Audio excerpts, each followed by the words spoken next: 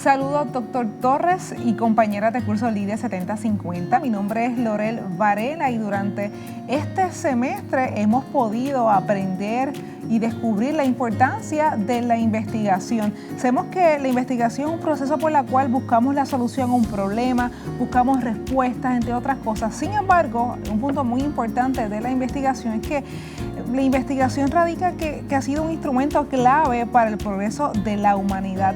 Así que ha dado sus aportaciones a la sociedad, a la cultura, aspectos empresariales, pedagógicos, entre otros, que han sido de baluarte para tomar decisiones asertivas dentro de una sociedad. Y hoy estaré discutiendo un tema sumamente interesante del estudio cualitativo, el diseño etnográfico. El estudio etnográfico se desprende de la antropología y busca la descripción científica de las culturas individuales. Los autores también sostuvieron que los diseños etnográficos lo que buscan es explorar, lo que es examinar, lo que poder entender la cultura, lo que es el lenguaje, las tradiciones, la historia, los mitos y todo lo que se da dentro de este contexto.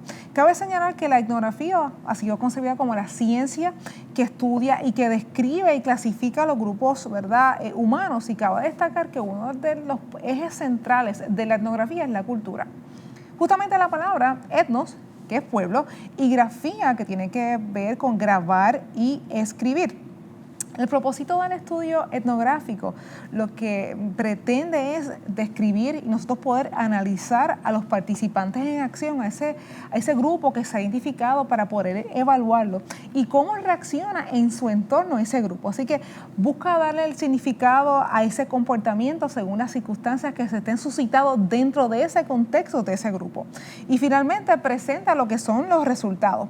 También, más allá de describir, pretende evaluar las prácticas y las acciones de esos actores principales y viéndolo desde un contexto de interacción social. Cabe destacar que esto se puede llevar a un nivel micro, de un grupo pequeño, pero también se puede llevar a un macro, una macroetnografía, donde es un estudio más avanzado, donde dura más tiempo y donde requiere de mucho más recursos.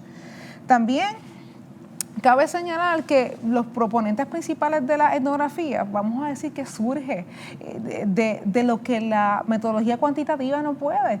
Es rígida, es firme, sin embargo, el estudio cualitativo y a través de la etnografía nos da otra perspectiva, un nuevo panorama de poder ver los conflictos, los valores y diversas expresiones y puntos sumamente importantes que nos puede dar un marco de referencia más ampliado.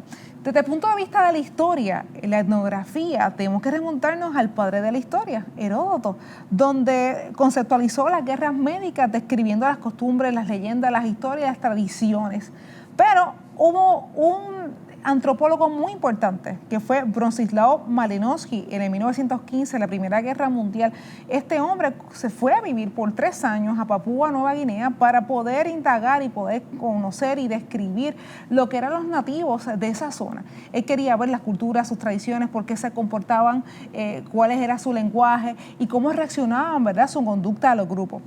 Hay 3 pasos fundamentales de la etnografía, donde busca la observación, busca lo que es la descripción, ¿verdad?, a través de recopilar toda esa información de diversas formas, de escritos, de audios, de otras cosas, y también de realizar un análisis de esos datos obtenidos. Las características de la etnografía es que utiliza lo que es la observación directa, ¿no? Y cabe señalar que justamente este antropólogo que recientemente mencioné pudo popularizar lo que es la observación participante, ¿no?, de poder convivir en sociedad con las personas de estudio. También se guía por la experiencia en el campo, ¿no?, y esta es la esencia medular de lo que es la etnografía. Y también cabe destacar que es interpretativa, es reflexiva y también es constructivista. Dentro de las ventajas es que tiene una riqueza informativa, nos da datos, información que una metodología cuantitativa no los pudiera dar. Es flexible este estudio porque nos da descubrimientos inesperados. Este enfoque es holístico, permite expresar, ¿verdad?, los conocimientos del grupo de estudio, pero entre las principales limitaciones es que depende en gran medida de la capacidad de este investigador. No todo el mundo puede hacer un estudio etnográfico. Pudiera llevar a prejuicios de integrar los valores y los principios del investigador y crear unos sesgos, y los participantes pudieran cambiar de comportamiento al saber que son evaluados. Y finalmente, los hallazgos responden principalmente a ese grupo y no se puede generalizar.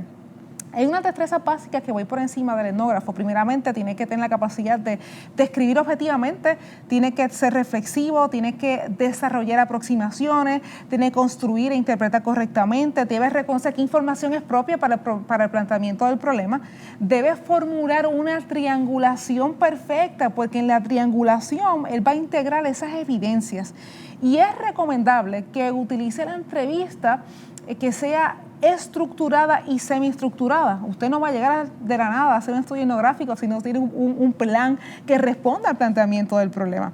Cuando hablamos de las aportaciones de la etnografía al ámbito educativo, los docentes tienen la oportunidad de desarrollar una amplia gama en los estudios acerca del contexto que se dan, es decir, sus propias prácticas, sus propios escenarios y sus propios procesos didácticos. Así que como miembro de una comunidad goza, ¿verdad?, del contacto cotidiano, y esto le facilita el poder auscultar y establecer unas metodologías o tomar unas decisiones que se ajusten propio a ese grupo de estudio. Así que enriquece todo lo que es el proceso educativo.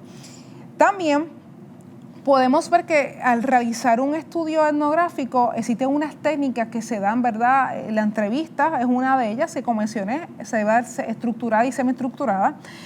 Debe llevar un proceso de documentos, debe también llevar un proceso de observación participante cuando el etnógrafo entra en el contexto de poder evaluar y escuchar lo que es la sociedad. Y también debe proponer lo que es un clima igualitario y tener unas destrezas en el campo. Finalmente, hay unos pasos importantes al integrar este modelo. Y cabe destacar que la intención fundamental del investigador no es convertirse en un agente de la cultura, o sea, no es ir y hacer convivir con ellos sin tener un objetivo en particular. Primeramente, tiene que haber una definición del problema. Luego de eso, usted tiene que planificar su estadía. Usted no puede llegar de paracaídas allí. Usted tiene que identificar personas que los ayuden a poder ver qué grupo exactamente responde al planteamiento de su problema. Número 3, saber trabajar en el campo, adentrar en el contexto de poder evaluar a ese individuo y cómo reacciona también en el colectivo, y poder hacer un análisis de datos. Cabe destacar que este proceso es abierto, es flexible, donde permite, ¿verdad?, volver a cualquier uno de estos procesos si entiende que es necesario para obtener más información. Bueno, hasta aquí el resumen del estudio etnográfico. Espero que hayan aprendido un poco más y será hasta entonces.